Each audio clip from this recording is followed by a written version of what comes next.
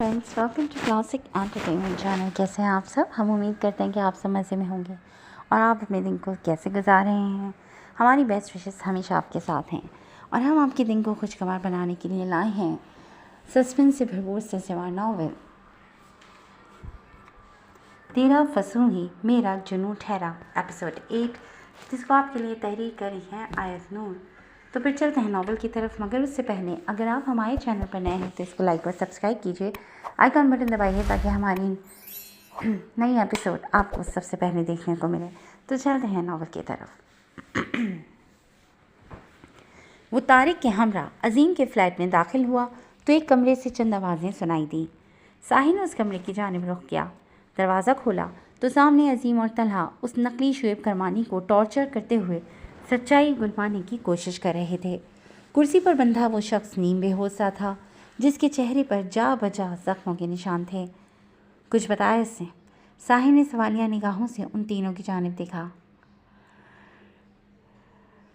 नहीं, अभी तक सिर्फ यही मालूम हुआ है कि इसका नाम काशिफ है।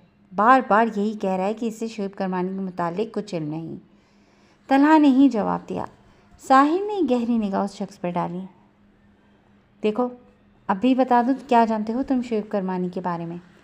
हमारे सर आ चुके हैं यहाँ और वो बड़े से बड़े मुजरिम से अतराफ़ जुर्म करवाना जानते हैं। सख्ती करने पर मजबूर मत करो हमें, वरना जान से जाओगे। अजीम ने एक बार फिर काशिफ को मुखातिब किया था। जवाबन उसने नीम व आँखों से साहिल की जानिब देखा, जिसके चेहरे पर छाई सख्ती ही उसके मिजाज का पता दे रही थी। मैं पहले भी बता चुका हूँ, मैं किसी शुएब करमानी को नहीं जानता। वो शख्स अटक कर बड़ी मुश्किल से अपनी बात मुकम्मल कर पाया था। तेरी तो! अजीम तैश में आकर उसे मुक्का रसीद करने ही वाला था जब साहिल ने उसे रोक दिया। डोंट डू दिस, मैं खुद पूछ लूँगा जो भी पूछना है। साहिल ने अजीम को पीछे हटने का इशारा किया था। वो ढेर उम्र शख्स जितनी मार खा चुका था वही काफ़ी थी। मज़ीद तकलीफ़ सहने की सकत नहीं थी उसमें, ये उसके चेहरे से वाज़ेह था। साहिल एक कुर्सी घसीटता हुआ काशिफ के सामने आ बैठा। देखो, हमारी तुमसे कोई दुश्मनी नहीं है, ना हम तुम्हें कोई नुकसान पहुंचाना चाहते हैं। हम तुम्हारी मदद से बहुत से बेकसूर लोगों को बचा सकते हैं। अपनी जान के दुश्मन मत बनो। चंद सवाल पूछूंगा मैं, मुझे उनके जवाब चाहिए। अगर ज़रा सा भी झूठ बोला तो तुम तो मरोगे ही, साथ तुम्हारी फैमिली को तलाश करके एक एक को ख़त्म कर देंगे हम, और यकीनन तुम ऐसा नहीं चाहोगे।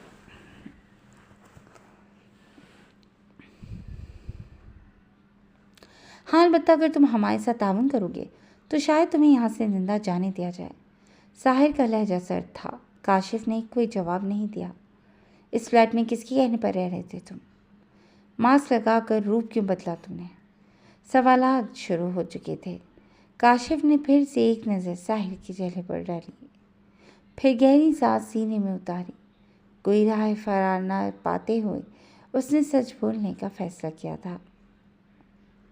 दुर्जवान बेटियां हैं मेरी, घर बैठे बैठे बूढ़ी हो रही हैं। शादी के अखराजात के लिए रकम नहीं थी मेरे पास, और जहेज़ के लिए कोई इन्हें बिहार और जहेज़ के बगैर कोई इन्हें बिहारने को तैयार नहीं था। मज़ीद सितम यह हुआ कि 10,000 की जो नौकरी थी वो भी हाथ से चली गई। खाली हाथ हो गया मैं। घर में खाने के लाले पड़े थे, बच्चे भूखे मर रहे थे, कोई उधार तक देने को तैयार नहीं था। मैं मजबूर होकर खुदकुशी करने जा रहा था जब मुझे एक आदमी मिला। उसने ऑफ़र की कि वो मेरे घर के सारे मसाइल हल कर देगा, लेकिन बदले में मुझे उनका एक काम करना होगा। मेरे पूछने पर उसने कहा कि मुझे बस चंद दिन के लिए किसी और का रूप धार कर एक फ्लैट में रहना है, और ये कि उस बारे में ना तो मैं उनसे कोई सवाल करूँगा और ना ही किसी से जिक्र।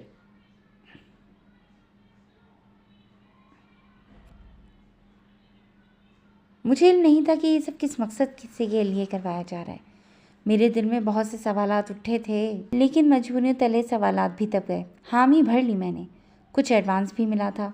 वो बीवी को थमाकर एक माह के लिए शहर से बाहर जाने का बहाना करके मैं उस आदमी के साथ चला आया। वो मुझे 3 लोगों के पास लेकर गया था, जहाँ चंद दिन मुझे चलने کھانے اور پہننے اوڑھنے کی تربیت دی گئی۔ پھر جب وہ میری کارکردگی سے مطمئن ہو گئے تب ایک رات وہ مجھے اس فلیٹ میں لے کر آئے۔ وہ لوگ مجھے سب سمجھا کر خود پیچھے رک گئے تھے۔ ڈور بیل بجانے پر وہی شخص جس کا روپ مجھے دیا گیا تھا باہر آیا اور کچھ بھی کہے بغیر چلا گیا۔ میں بھی اس فلیٹ میں رہنے لگا۔ بہت سکون سے دن گزر رہے تھے، لیکن پھر اچانک یہ دونوں آئے اور مجھے اغوا کر کر یہاں لے آئے۔ اس سے زیادہ میں کچھ نہیں جانتا۔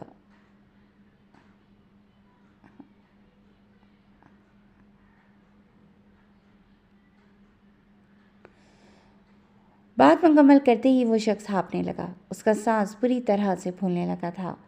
ساحر کتنے ہی پل سر جھکائے کسی سوچ میں گم بیٹھا رہا، پھر سر اٹھا کر ایک نظر کاشف پر ڈالی اور کرسی چھوڑتا کمرے سے نکل آیا۔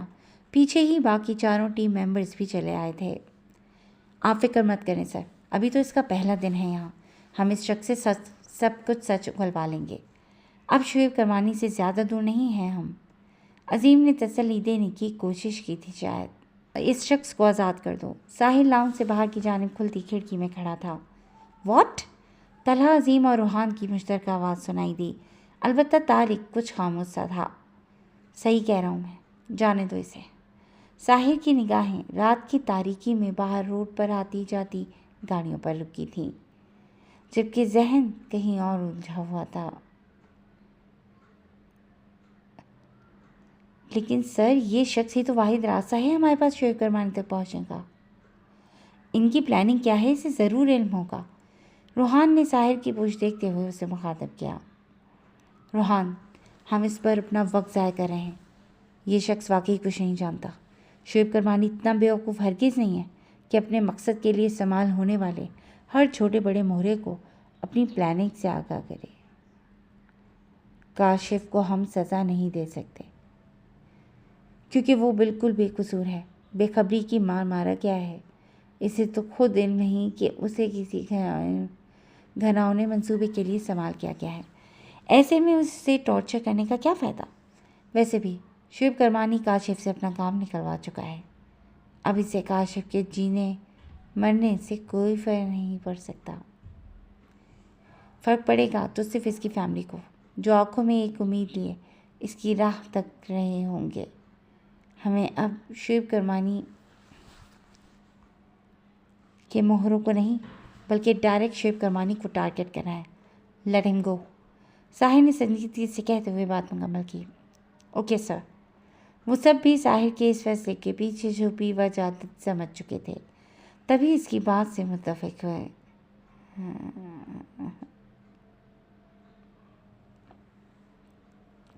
سر، آپ شاپنگ مال میں شعیب کرمانی کو فالو کر رہے تھے، تو کیا اس کی کوئی بات نہیں سنی آپ نے؟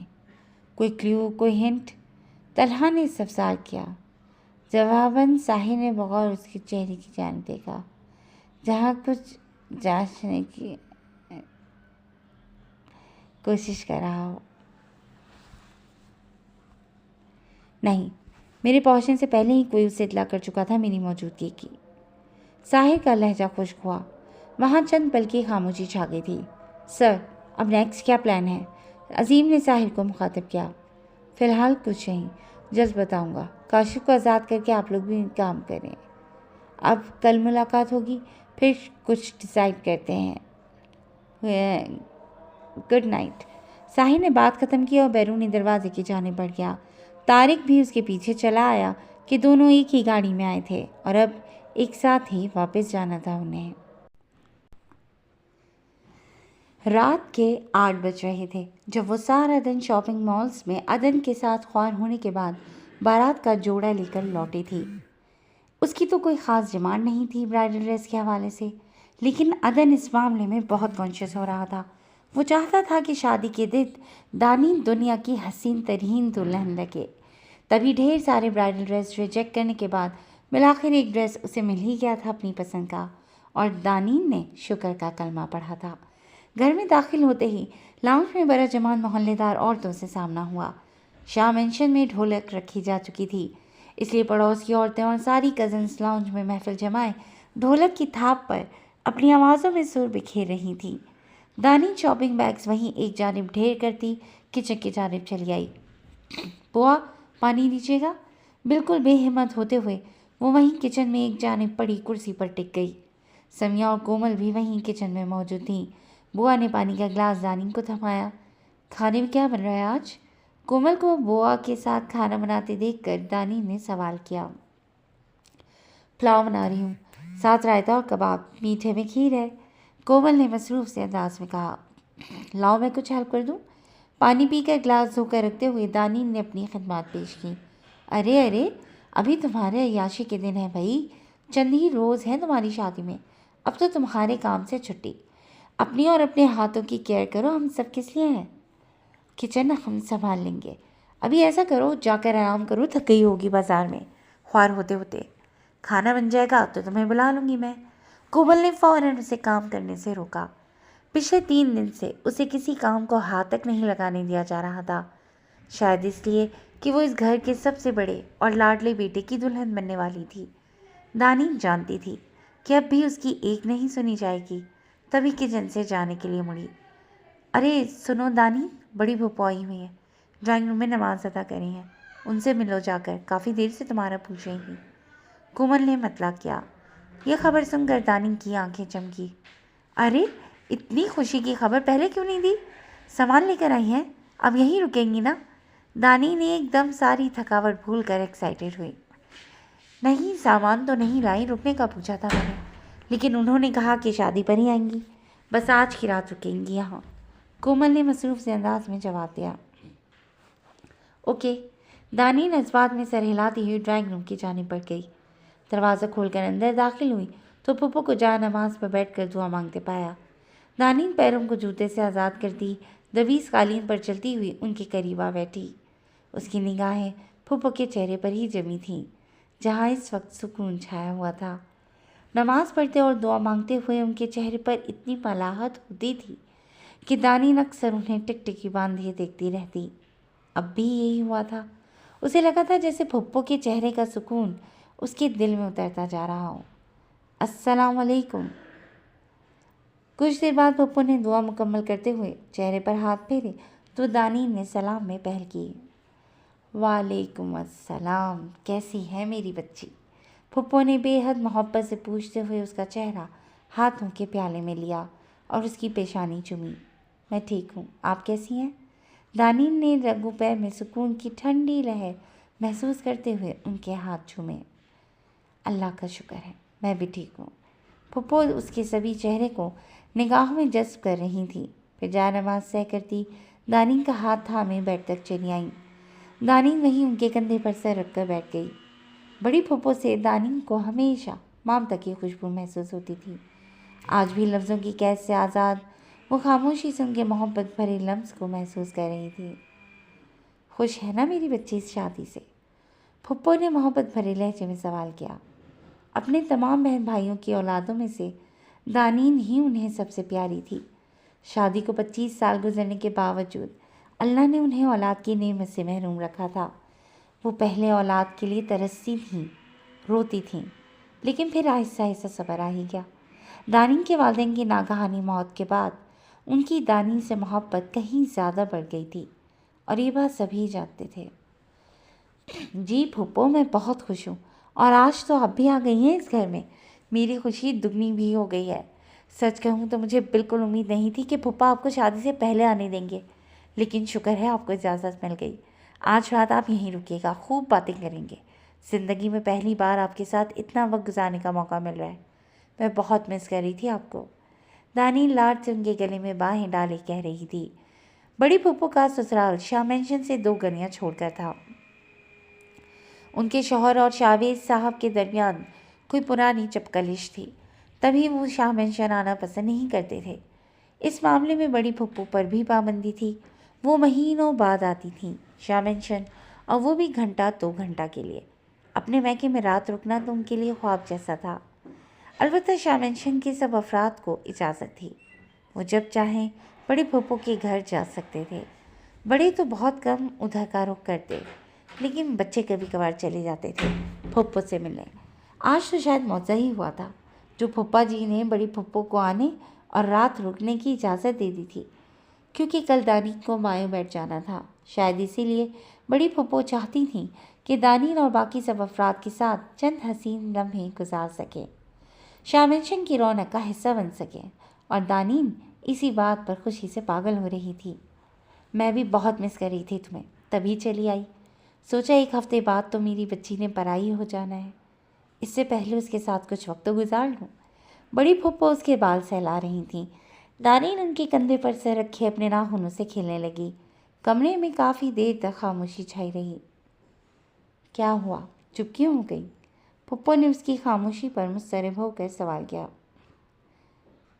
कुछ नहीं फूफो, मैं बस ये सोच रही थी कि अगर मामा बाबा आज जिंदा होते तो क्या तासुरात होते उनके, कैसे वो अपनी खुशी का इजहार करते। अपनी बेटी को दुल्हन बने देखना भी उनकी किस्मत में नहीं था। इतनी जल्दी क्यों चले गए वो?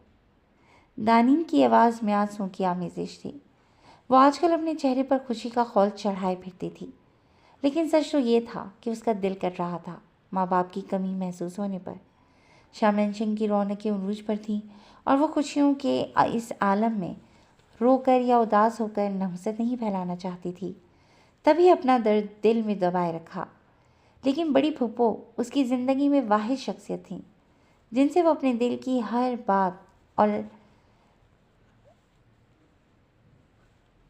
बात अपने जज्बात व एहसासात बिला झिझक कह लेती थी। फूफो तड़प कर रह गई थी उसकी बात और लहजे से झलकती अज़ियत पर। रो मत मेरी बच्ची, मैं हूं ना तुम्हारे पास। तुम्हें जन्म नहीं दिया मैंने, लेकिन तुम्हारे लिए मेरे दिल में वैसी ही मोहब्बत है जैसी कोई औलाद अपनी औलाद से करती है। सिकंदर भाई और भाभी की कमी तो कोई पूरी नहीं कर सकता, हर लहजा याद आएंगे वो, लेकिन हमें खुद को बाहिम्मत रखना है। अल्लाह के फैसलों पर एतराज़ करने वाले हम कौन होते हैं? फूफो ने बेसाख्ता उसे सीने में छुपाया था। बहुत से पल खामोशी के आलम में गुजरते उनके दुखों को महसूस कर रहे थे। अरे आपा, आप रो क्यों नहीं हैं?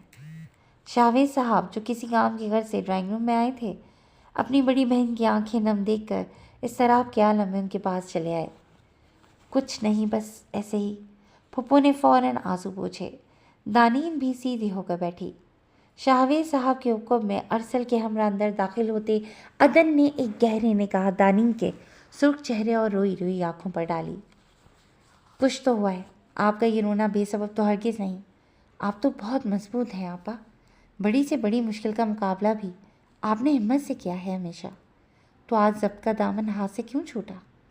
और फिर दानिन भी रो रही है, क्या हुआ है? किसी ने कुछ कहा है? मुझे बताएं, मैं भी खबर लेता हूँ उसकी। शावेद साहब उनके आंसुओं पर बेचैन होते हुए उनके मुकाबिल बैठे। अरसल और अदन भी वहीं एक जानिब खड़े सवालिया निगाहों से उन्हें तक रहे थे। किसी ने कुछ नहीं कहा शावेद, बस सिकंदर भाई और भाभी की याद आ रही थी। काश वो भी अपनी बेटी की खुशी देखने को जिंदा होते। हम जितनी चाहे मोहब्बत कर लें, लेकिन दानिन के लिए उसके माँ बाप की कमी तो पूरी नहीं कर सकते। इसकी ज़िंदगी का इतना अहम दिन आ रहा है और माँ बाप में से किसी का साया सर पर नहीं। कैसी बदकिस्मती है कि मैं औलाद को तरस रही हूँ और ये माँ बाप के लफ्ज़ को। फुप्पो के लहजे में नमी घुली थी। दानिन ने सर झुकाते हुए कई आंसू दिल में उतारे। शावेद साहब ने गहरी सांस लेते हुए चंद पल का तवक्कुफ किया।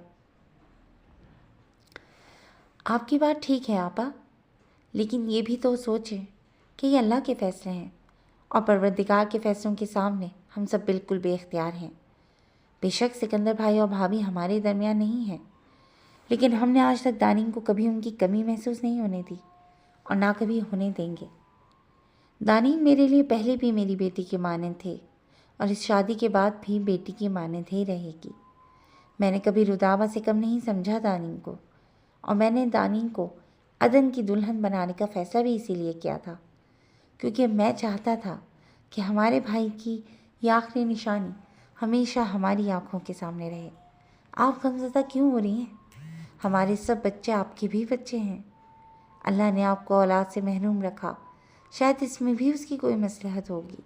आप इन सबको भी अपनी औलाद की तरह ही समझें। शावेद साहब ने धीमे लहजे में कहते हुए उनकी उदासी दूर करना चाहिए थी। मैं जानती हूँ शावेद, خود کو ہمیشہ صبر کا سبق پڑھایا ہے، لیکن کبھی کبھار بس یوں ہی دل میں شکوہ سا پیدا ہو جاتا ہے کہ کاش میری بھی کوئی اولاد ہوتی، چاہے اللہ پاک بیٹی ہی سے نواز دیتے، میں بھی چاؤ سے خوشی سے اس کی شادی کی تیاریاں کرتی، اسے اپنے گھر سے رخصت کرتی۔ پھپھو نے شاید پہلی بار یوں اپنے دل کی کوئی حسرت ان سے بیان کی تھی، ورنہ وہ ہمیشہ دوسروں کی خوشی میں خوش رہتی تھیں، کبھی اپنے دکھ کسی کو بتائے ہی نہ تھے۔ آپ فکر کیوں کر رہی ہیں پھپھو؟ میں ہوں نا، آپ ایسا کریں مجھے گود لے لیں۔ ارسل ماحول پر چھائی گفتگواری کی کیفیت محسوس کرتا ہلکے پھلکے لہجے میں کہہ کر پھپھو کی دوسری جانب بیٹھ گیا۔ ہاں، پہلے تمہارے گھر والے تم سے تنگ آئے ہوئے ہیں، پھپھو نے بھی 2 دن میں تنگ آ کر لات مار کر باہر نکال دینا ہے تمہیں اپنے گھر سے۔ عدن بھی شرارتی انداز میں کہتا صوفے پر ٹک گیا۔ نہیں جی، اتنا برا بھی نہیں ہوں میں، بہت خدمت کروں گا پھپھو کی، اپنی بیوی سے بھی خوب خدمتیں کرواؤں گا ان کی، ارسل نے محبت سے کہتے ہوئے پھپھو کے شانوں کے گرد بازو پھیلایا۔ اس کی یہی کوشش تھی کہ وہ دکھ کی کیفیت سے نکل آئے۔ یہ تو تم لوگوں کی محبت ہے میرے بچے، سدا سلامت رہو، اپنے ماں باپ کی آنکھوں کی ٹھنڈک بنے رہو۔ پھپھو نے ارسل کی پیشانی چومی، باقی سب بھی مسکرا دیے۔ ویسے پھپھو، میرے پاس ایک اور آئیڈیا ہے جس سے آپ کی تمام حسرتیں پوری ہو جائیں گی۔ ارسل کے ذہن میں ایک اچھوتا خیال آیا تو وہ بول اٹھا۔ وہ کیا؟ پھپھو کے ساتھ ساتھ باقی سب بھی سوالیہ نگاہوں سے اسے دیکھنے لگے۔ کل دانی کو مایوں بٹھایا جائے گا نا، تو کیوں نہ مایوں کی رسم پھپھو کے گھر میں ادا کی جائے۔ مایوں کے بعد دانی نے ایک ہفتہ وہیں رہ لے، مہندی کا فنکشن بھی وہیں پھپھو کے لاؤنج میں ارینج کر لیتے ہیں، اور بارات کے دن دانی وہیں سے پارلر چلی جائے گی۔ یوں پھپھو کی بیٹی کو اپنے گھر سے رخصت کرنے کی خواہش بھی پوری ہو جائے گی، اور یہ ایک ہفتہ عدن بھائی اور دانی کا پردہ بھی ہو جائے گا۔ ورنہ جیسے حالات ہیں، ایک ہی گھر میں رہتے ہوئے مایوں کے بعد بھی دانی عدن بھائی سے پردہ نہیں کر پائے گی۔ ارسل نے آخری جملہ ادا کرتے ہوئے شرارت سے عدن کی جانب دیکھا، جو اس آئیڈیا پر اسے گھورنے لگا تھا، جبکہ پھپھو کی آنکھیں چمک اٹھی تھیں یہ آئیڈیا سن کر۔ بہت اچھا خیال ہے، میں تو متفق ہوں، باقی گھر والوں سے پوچھ لیں، اگر کسی کو کوئی اعتراض نہ ہو تو صبح میں دانی کو اپنے ساتھ ہی لے جاؤں گی، کل شام آپ سب اسے مایوں بٹھانے آ جائیے گا۔ پھپھو کے لہجے سے ہی ان کی مسرت کا اندازہ لگایا جا سکتا تھا، وہ یوں خوش ہو رہی تھیں گویا کوئی دیرینہ خواہش پوری ہو گئی ہو۔ لیکن آپا، ظفر کے مزاج کو جانتی ہیں آپ، ایسے میں یہ سب شاہویز صاحب نے تذبذب کے عالم میں کہتے ہوئے بات ادھوری چھوڑی۔ بہن کے چہرے کی خوشی انہیں کچھ کہنے سے روک گئی تھی۔ ظفر کی تم فکر مت کرو شاہویز، انہیں میں منا لوں گی، میرے سسرال میں سے کوئی کچھ نہیں کہے گا، اگر اس کے علاوہ اور کوئی اعتراض ہے تو کہو۔ پھپھو نے بغور شاہویز صاحب کی جانب دیکھا۔ شاہویز صاحب کسی سوچ میں گم تھے، ایک جانب ظفر سے پرانی رنجش تھی تو دوسری جانب بہن کی خوشی۔ بالآخر بہن کی خوشی جیت گئی تھی۔ انہوں نے ایک گہرا سانس لے کر سر اٹھایا۔ ٹھیک ہے آپا، آپ پہلے ظفر بھائی سے اجازت لے لیں، اگر وہ متفق ہوں تو مجھے کوئی اعتراض نہیں، رسمیں تو ساری کرنی ہی ہیں، اگر ایسا کرنے سے آپ کی خواہش پوری ہوتی ہے تو ہمیں کوئی ایشو نہیں۔ میرے لیے میری فیملی کی خوشی سے بڑھ کر کچھ نہیں ہے آپا، آپ بھی میری بہن ہیں، آپ کے جذبات و احساسات میرے لیے بہت معنی رکھتے ہیں۔ شاید اس فیصلے کے بعد ہی دلوں میں موجود پرانی رنجشیں مٹ جائیں۔ شاہویز صاحب کے لہجے میں امید کا عنصر تھا۔ انشاءاللہ، سب نے آمین کہا تھا، جبکہ عدن اب غسیلی نگاہوں سے ارسل کو گھور رہا تھا۔ بہت شکریہ شاہویز، تم جانتے نہیں ہو کتنی بڑی خوشی سے نوازا ہے تم نے مجھے۔ فرتے جذبات سے پھپھو کی آنکھیں جھلملا گئیں۔ رات کے 11 بج رہے تھے۔ طارق کھانا بنا کر کھا بھی چکا تھا، لیکن ساحل ابھی تک اسٹڈی ٹیبل پر جھکا لفظ اتبا اور لارا کو ڈی کوڈ کرنے کی کوشش کر رہا تھا۔ شعیب کرمانی نے سنجے ورما کے سامنے یہی الفاظ استعمال کیے تھے۔ ان الفاظ کو ڈی کوڈ کرنے سے ہی ان کے پلان کے متعلق کوئی ہنٹ مل سکتا تھا۔ کافی، طارق نے کافی کا مگ لا کر اس کے قریب رکھا۔ لیکن ساحل نے کوئی جواب نہیں دیا۔ وہ سر ہاتھوں میں گرائے بیٹھا تھا۔ کیا سوچ رہے ہو ساحل؟ مجھ سے شیئر کر لو، ہو سکتا ہے کوئی حل نکل آئے۔ طارق اسے شام سے یوں ہی اسٹڈی ٹیبل پر بیٹھا الجھا ہوا سا دیکھ رہا تھا، تب ہی مخاطب کے بغیر نہ رہ سکا۔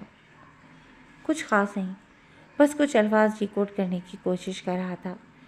کافی کے لیے شکریہ، بہت طلب ہو رہی تھی اس کی۔ ساحل نے بات پلٹ دی۔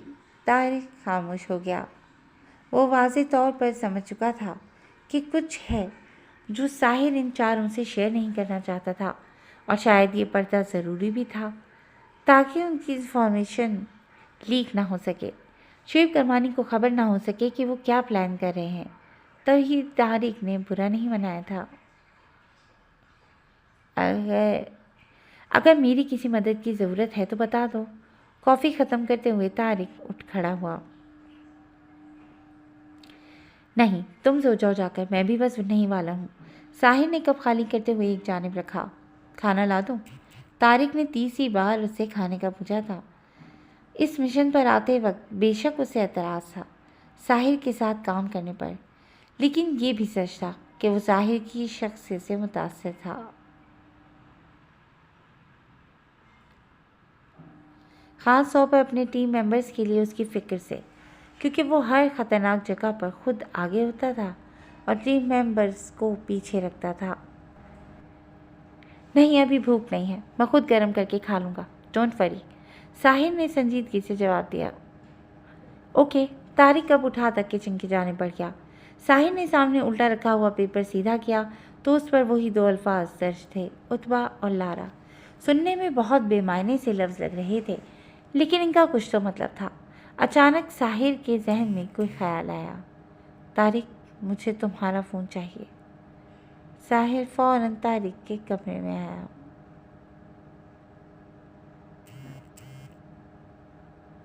یہ لو۔ طارق نے بغیر کسی سوال کے اپنا فون ان لاک کرتے ہوئے اس کی جانب بڑھا دیا۔ ساحل فون لے اپنی اسٹڈی ٹیبل تک آیا، گوگل کھولا اور وہاں لفظ عتبہ درج کرتے ہوئے اس کے معنی سرچ کرنے لگا۔ چند سیکنڈز میں ہی معنی اس کے سامنے تھا۔ عربی زبان کا لفظ عتبہ، جس کا مطلب ہے مزار یعنی مقبرہ۔ ساحل بڑبڑایا۔ شعیب کرمانی اور سنجے ورما پاکستان کی تباہی کا ذکر کر رہے تھے، جس کے لیے انہوں نے لفظ عتبہ استعمال کیا۔ مطلب پلاننگ ایسی تباہی کی تھی جس میں بہت سے لوگ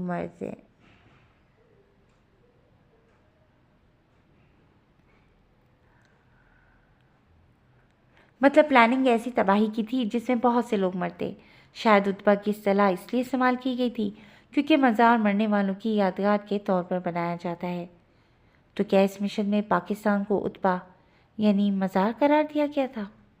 لوگوں کی اموات ہونے والی تھیں اور تباہی شاید اتنی بڑی ہوتی کہ پاکستان کی تاریخ میں یادگار بن جاتی، جسے کبھی بھلایا نہ جا سکتا۔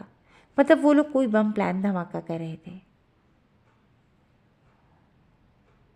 کیونکہ زیادہ لوگوں کی موت ہی بڑی تباہی ثابت ہو سکتی تھی اور زیادہ اموات بلاسٹ میں ہی ممکن ہوتی۔ لیکن بلاسٹ کب اور کہاں ہونے والا تھا؟ بہت سے نئے سوالات نے ساحل کے دماغ میں جنم لیا تھا۔ رات کا 1 بج رہا تھا جب عدن پانی پینے کی غرض سے کچن میں آیا۔ پورے گھر میں سکوت چھایا ہوا تھا، سب خواب خرگوش کے مزے لے رہے تھے۔ وہ کچن میں داخل ہوا تو کچن ٹیبل پر کسی کو موجود پایا۔ دانین، تم اس وقت یہاں؟ عدن نے اسے اس وقت کچن میں کھانا کھاتے دیکھا تو حیران ہوا۔ دانین اس کی آمد پر ایک پل کو بوکھلائی، کیونکہ وہ چمچ کی بجائے ہاتھ سے ہی چاول کھانے میں مگن تھی۔ ہاں، وہ بس پھوپھو کے ساتھ باتیں کرتی رہی تو ڈنر نہیں کیا تھا، اس لیے بھوک لگ گئی۔ بھوکے پیٹ نیند نہیں آ رہی تھی تو کچن میں آنا پڑا۔ دانین نے وضاحت دیتے ہوئے پلیٹ پر ایک کھسکائی۔ ارے، ہاتھ کیوں روک لیا؟ کھا لو کھانا۔ عدن نے اسے شرمندہ دیکھا تو کہہ دیا۔ اگر کوئی اور دانین کو یوں ہاتھ سے کھانا کھاتے دیکھ لیتا، خصوصاً عدن کی مما، تو اسے اچھا خاصا لیکچر دے ڈالتی مینرز پر، کیونکہ وہ اس معاملے میں بہت کانشیس تھیں۔ ڈائننگ ٹیبل پر سب کو چھری کانٹے سے ہی کھانا کھانے کی تلقین کرتی تھیں۔ شاید اسی لیے دانین عدن کے سامنے ایسے کھاتے ہوئے شرمندگی سے دوچار ہوئی تھی۔ نہیں بس، دانین نے نفی میں سر ہلایا، حالانکہ ابھی اس نے کھانا شروع ہی کیا تھا، بھوک ابھی باقی تھی۔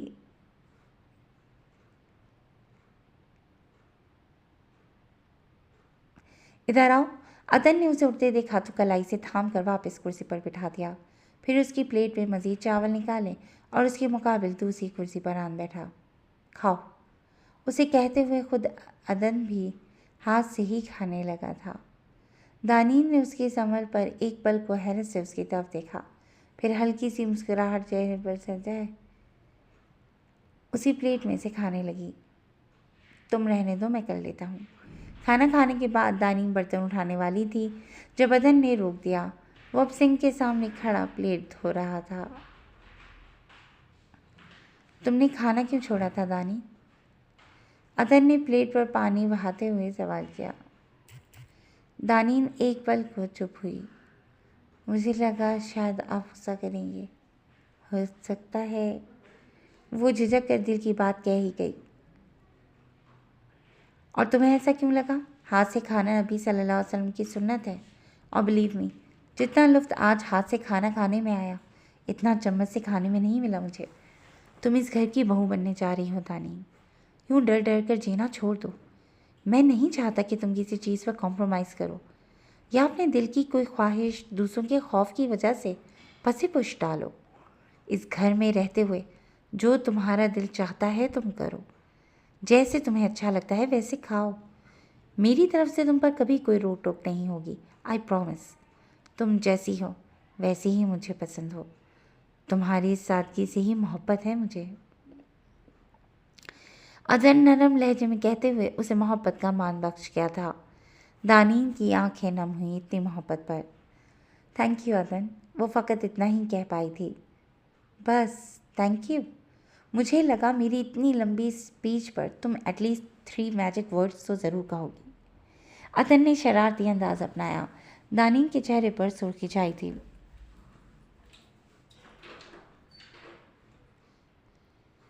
کتنی دلکش ہو تم دانی، تمہیں دیکھتا ہوں تو خود پر سے اختیار کھونے لگتا ہوں میں۔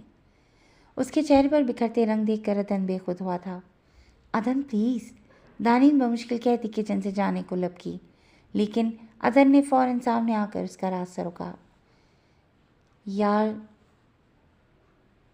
تم منع کر دو نا کل پھپھو کے ساتھ جانے سے، قسم سے تمہیں دیکھے بغیر تو دن کا آغاز ہی نہیں ہوتا۔ ایک ہفتہ کیسے رہوں گا تمہارے دیدار کے بغیر؟ عدن کے لہجے میں وچار کی تھی۔ دانین نے پلکیں اٹھائیں تو اسے وارفتگی سے خود کو تکتے پایا۔ یہ طے ابو کا فیصلہ ہے عدن، پھر اسی بہانے میں کچھ دن پھپھو کے ساتھ گزار لوں گی اور ان کی اولاد کی کمی کا احساس بھی دور ہو جائے گا۔ ایک ہفتہ ہی تو ہے۔ ویسے بھی کل مایوں ہیں اور مایوں کے بعد دلہا دلہن ایک دوسرے کا چہرہ نہیں دیکھ سکتے، پردہ تو کرنا ہی ہے، پھر پھپھو کے گھر رہنے میں کیا قباحت ہے؟ دانین نے ملتجی لہجے میں اپنے دل کی خواہش بھی واضح کی تھی کہ وہ بھی چند دن پھپھو کے ساتھ رہنا چاہتی تھی، ان کی محبت محسوس کرنا چاہتی تھی۔ تمہارے بغیر تو ایک پل گزارنا مشکل ہوتا ہے یار، صبح آفس جاتے وقت اور واپسی پر تم نظر نہ آؤ تو چین ہی نہیں ملتا۔ اب یہ پورا ہفتہ، عدن کے لہجے میں بے بسی تھی۔ ہمیشہ قریب رہ کر ہی تو محبت کا احساس نہیں دلایا جاتا، کبھی کبھی دوریاں بھی ضروری ہوتی ہیں محبت کی شدت جاننے اور بیان کرنے کے لیے۔ دانی نظریں جھکائے یہ بات کہتے ہوئے کتنی حسین لگ رہی تھی، یہ کوئی عدن سے پوچھتا۔ جانتی ہو بہت بے صبرا ہو رہا ہوں میں اس وقت کے انتظار میں۔ کتنے حسین لمحے ہوں گے نا وہ، جب تم دلہن بنی میرے نام کی مہندی اپنے نازک ہاتھوں پر سجائے، میرے سنگ رخصت ہو کر میرے کمرے میں میری سیج پر بیٹھی میری منتظر ہوگی۔ وہ اس کا ہاتھ تھامتے ہوئے چمکتی آنکھوں میں خوبصورت نرم گرم جذبات لیے اسے تک رہا تھا۔ دانین نے نگاہیں اٹھا کر دیکھا تو اس کی آنکھوں میں محبت بھری جذبات کے سمندر میں تلاطم برپا پایا۔ صبر کریں، صبر کا پھل میٹھا ہوتا ہے، وہ ہلکی سی شرارت آنکھوں میں لیے کہہ کر اس کی سائڈ سے گزرتی جا چکی تھی۔ عدن بالوں میں ہاتھ پھیرتا اس کی پشت تکتا رہ گیا۔ بی پیشنٹ عدن، ابھی ایک ہفتہ اپنے دل کو، اپنے جذبات کو سنبھالے رکھنا ہے، یہ سب شدتیں شادی کی رات ظاہر کرنی ہیں۔ فی الحال مناسب وقت کا انتظار لازم ہے۔ عدن خود سے مخاطب ہوتا کچن سے نکلنے کو تھا جب سمن کچن میں داخل ہوئی۔ عدن اسے نظر انداز کرتا کچن کے دروازے کی جانب بڑھا تھا جب سمن نے اس کا بازو تھامتے ہوئے اسے روکا۔ عدن نے اس کی اس حرکت پر پلٹ کر خشمگین نگاہوں سے اسے گھورا۔ آپ سے کچھ بات کرنی تھی عدن۔ سمن نے فوراً ہاتھ ہٹاتے ہوئے اسے مخاطب کیا۔ مجھے تمہیں سننے کا نہ کوئی شوق ہے اور نہ ہی کوئی خواہش، عدن سخت لہجے میں کہتا جانے کو مڑا۔ میں آپ سے معافی مانگنا چاہتی ہوں عدن، سارا دن تو آپ گھر میں کہیں نظر نہیں آتے، سمن نے بھیگی آواز میں کہا تھا۔ عدن ٹھٹکا، قدم رکے تھے۔ کس بات کی معافی؟ عدن نے ایک چبھتی ہوئی نگاہ اس پر ڈالی۔ عدن، میں جانتی ہوں جو کچھ میں نے کیا وہ ٹھیک نہیں تھا، لیکن کہانی کو میرے رخ سے دیکھیں تو آپ سے محبت کا اظہار اتنا غلط بھی نہ تھا۔ مجھے علم ہے کہ آپ دانین سے منسوب ہیں، اس سے محبت کرتے ہیں اور اب اس سے شادی بھی کرنے جا رہے ہیں، لیکن دل یہ سب کہاں سنتا ہے؟ میرے دل سے بھی خطا ہو گئی، محبت کر بیٹھا یہ آپ سے، جذبات کی رو میں بہہ کر آپ سے اظہار محبت بھی کر ڈالا میں نے۔ پاگل ہو گئی تھی میں، نہ جانے کیسے یہ سوچ لیا کہ آپ دانین کو چھوڑ کر مجھے اپنا لیں گے، لیکن اب مجھے احساس ہو چکا ہے عدن کہ آپ صرف دانین کے لیے بنے ہیں، آپ دونوں میں کوئی جدائی ڈال ہی نہیں سکتا۔ میں خود کو سنبھال چکی ہوں، آپ کے حوالے سے اپنے تمام تر خواب آنکھوں میں ہی دفنا چکی ہوں، اپنے دل کو سمجھا چکی ہوں میں کہ محبت فقط پانے کا نام ہی نہیں ہے۔ مجھے میری محبت نہیں ملی تو کیا ہوا؟ آپ کو تو اپنی محبت مل رہی ہے نا؟ آپ خوش ہیں تو اس میں میری خوشی ہے۔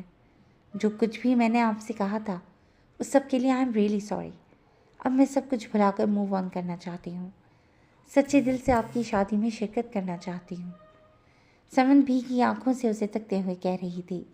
اس کے چہرے پر موجود شرمندگی کے تاثرات ہی تھے شاید جنہوں نے عدن کے دل کو پگھلایا تھا۔ اٹس اوکے، اس طرح رونے کی ضرورت نہیں ہے۔ کتنی ہی دیر بعد وہ فقط اتنا ہی کہہ پایا۔ شاید اسے سمن کی طرف سے اس معذرت کی امید نہیں تھی۔ میری معذرت قبول کر لیا آپ نے؟ سمن نے سر اٹھا کر اس کی جانب دیکھا۔ ہاں، کوئی بات نہیں، ہو جاتا ہے کبھی کبھار ایسا۔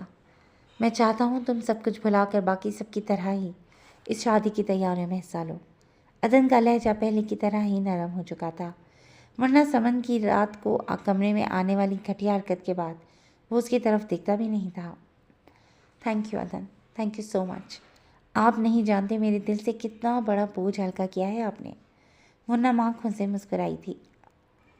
اس کی ضرورت نہیں، اب سو جاؤ جا کر، بہت رات ہو چکی ہے، کل مایوں کا فنکشن بھی ہے، اس کی تیاریاں بھی کرنی ہوں گی۔ Good night. عدن بات مکمل کرتا ہوا کچن سے نکل گیا۔ پیچھے کھڑی سمن نے اس کی پشت کو تکتے ہوئے اپنے آنسو پوچھے۔ چہرے پر بےچارگی کی جگہ اب اس سہزائیہ مسکراہٹ نے لے لی تھی۔ عدن کا دل وہ اپنی طرف سے صاف کر چکی تھی، اب اپنی اگلی چال چلنے کے لیے اسے مزید چند دن کا انتظار کرنا تھا۔ اسے اپنے فون کی گیلری سے چند تصاویر نکالیں جہاں دانین شاپنگ مال میں اس اجنبی انسان کے بے حد قریب کھڑی تھی اور وہ شخص اسے اپنے افسار میں لیتے ہوئے ہونٹوں سے اس کے رخسار کو چھو رہا تھا۔ یہ تصاویر میرے لیے ترب کا پتہ ہیں اور یہ پتہ پھینکتے ہی ساری بازی الٹ کر رہ جائے گی۔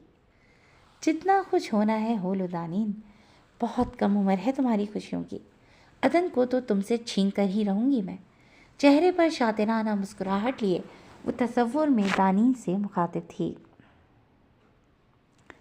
ساحل گہری نیند سو رہا تھا جب نہ جانے کس احساس کے تحت اس کی آنکھ کھلی۔ خالی خالی نگاہوں سے چھت کو تکتے ہوئے وہ کتنے ہی پل چت لیٹا رہا، پھر پیاس محسوس ہوئی تو بستر سے اٹھتا کچن تک چلا آیا۔ پانی پی کر واپس آیا تو وال کلاک تک نگاہ گئی جہاں 2:30 بجنے کو تھے۔ آج تاریخ کیا ہے؟ ساحل نے ذہن پر زور دینے کی کوشش کی، لیکن پچھلے چند دنوں سے ذہن اتنا الجھ چکا تھا کہ اسے یاد نہ آ سکا۔ وہ سائڈ ٹیبل تک آیا جہاں کیلنڈر موجود تھا۔ ساحل نے کیلنڈر پر نظر دوڑائی تو معلوم ہوا کہ آج 14 مارچ اور جمعرات کا دن ہے۔ کتنے ہی دن وہ کوڈ ورڈز کو ڈی کوڈ کرنے میں ضائع کر چکا تھا، لیکن اب تک کامیاب نہ ہوا تھا۔ یوں ہی خالی خالی نگاہوں سے کیلنڈر کو دیکھتے ہوئے وہ ایک دم چونکا۔ ذہن میں کوئی خیال سا لپکا تھا۔ ساحر نے فوراً کیلنڈر تھامتے ہوئے اسے بغور دیکھا، جہاں اوپر دن کے ناموں کے پہلے حروف لکھے تھے اور نیچے پورے ماہ کی تاریخیں لکھی تھیں۔ ساحر تیزی سے وہاں سے اٹھا اور فوراً اسٹڈی ٹیبل تک آیا، پین تھام کر نوٹ پیڈ اپنی جانب گھسیٹا۔ وہ کچھ لکھ رہا تھا۔ اتبا، اگر ان حروف کو ABC میں نمبرنگ کے حساب سے لکھا جائے تو اسپیلنگز میں A پہلا حرف بنتا ہے، T 20واں، B دوسرا اور پھر سے A پہلا حرف ہوگا۔ اگر اسے ترتیب سے لکھا جائے تو یہ 122 بنے گا، یعنی اس کا کیا مطلب ہوگا؟ ساحر سامنے موجود صفحے پر لکھے گنتی کے الفاظ دیکھ کر بڑبڑایا تھا۔ پھر یہ کوشش بھی بیکار دیکھ کر نوٹ پیڈ کا اگلا صفحہ کھولا۔ اب وہ دوبارہ کچھ لکھنے میں مصروف تھا۔ اتبا کو اگر الگ الگ حروف میں لکھا جائے تو این تے بے ہے یہ 4 حروف بنتے ہیں، اور اگر الف بے کی نمبرنگ کی جائے تو 23واں حرف ہے، تے تیسرا، بے دوسرا اور گول ہے 33واں حرف بنتا ہے، اور اگر اسے گنتی کے حساب سے ترتیب سے لکھا جائے تو یہ 23 3 2 33 بنتا ہے۔ اب ان ڈیجٹس کا کیا مطلب ہوگا؟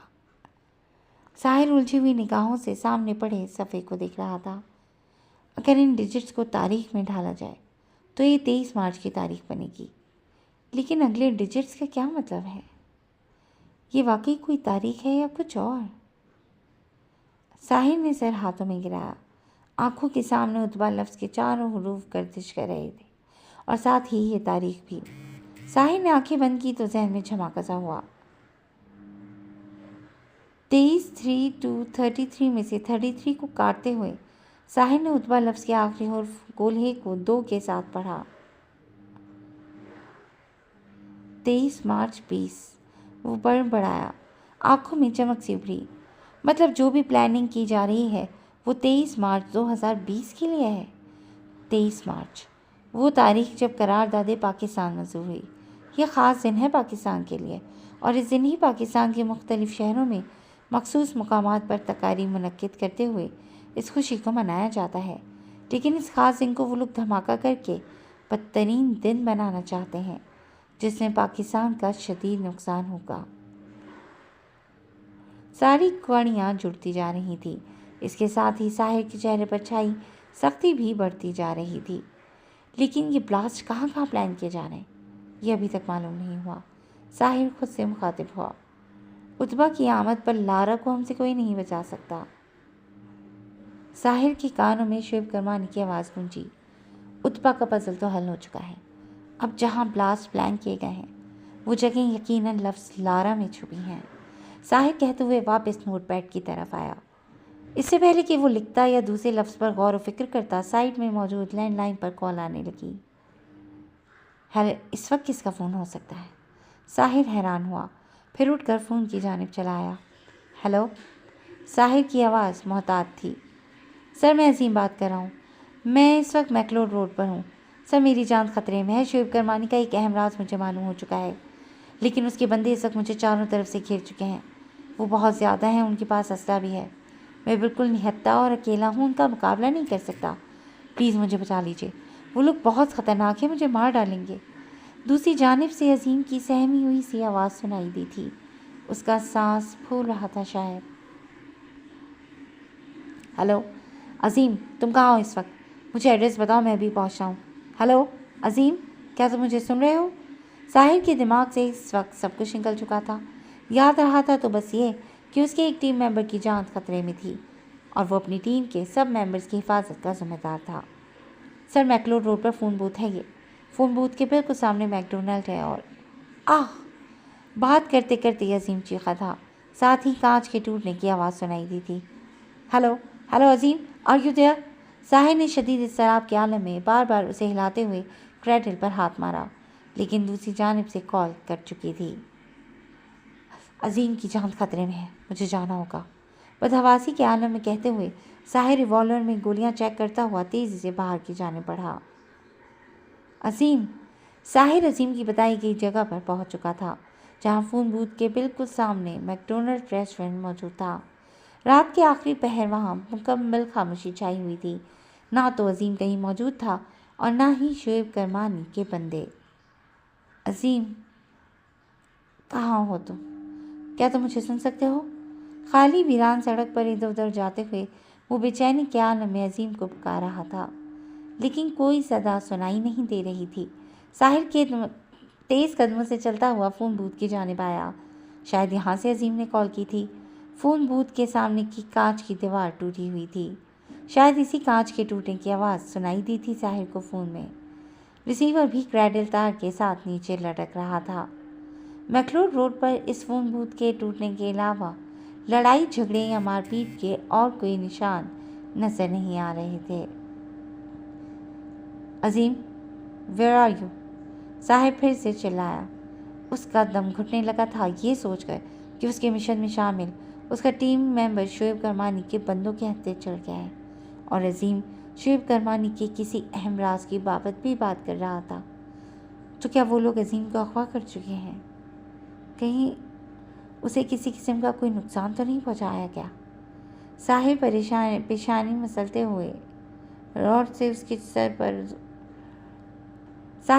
مسلتے ہوئے سوچ رہا تھا جب پیچھے سے کسی نے لوہے کے راڈ سے اس کے سر پر زوردار وار کیا۔ آہ! ساحر کی آنکھوں کے سامنے ایک پل کو زمین و آسمان گھوم گئے۔ اس نے بے ساختہ اپنا سر تھاما، دوسرے ہاتھ سے ریوالور نکالنے کی کوشش کی، لیکن اس سے پہلے ہی 4 آدمیوں نے اسے قابو کرتے ہوئے اس کا ریوالور چھین لیا۔ چھوڑو مجھے، کون ہو تم لوگ؟ ساحر نے مقابلے کی کوشش کرتے ہوئے ایک شخص کے منہ پر مکہ جڑ دیا تھا، لیکن اسے کوئی موقع دیے بغیر اگلے ہی پل عقب سے کسی نے سفید رومال اس کے منہ پر رکھ دیا۔ ساحر تڑپا تھا، مزاحمت کرنی چاہی تھی، لیکن رومال پر گیلے مائع کا اثر اتنا تیز تھا کہ لمحوں میں ہی وہ ہوش و خرد سے بیگانہ ہوا تھا۔ جی دوستوں، آج کے لیے بس اتنا ہی۔ کیسی لگی آپ کو آج کی یہ زبردست ایپیسوڈ؟ یقیناً پسند آئی ہوگی، تو جڑے رہیے گا کلاسک انٹرٹینمنٹ چینل کے ساتھ، جہاں بہت جلد ہم ایک نئی ایپیسوڈ لے کر حاضر ہوں گے۔ ٹل دین ٹیک کیئر اینڈ اللہ حافظ۔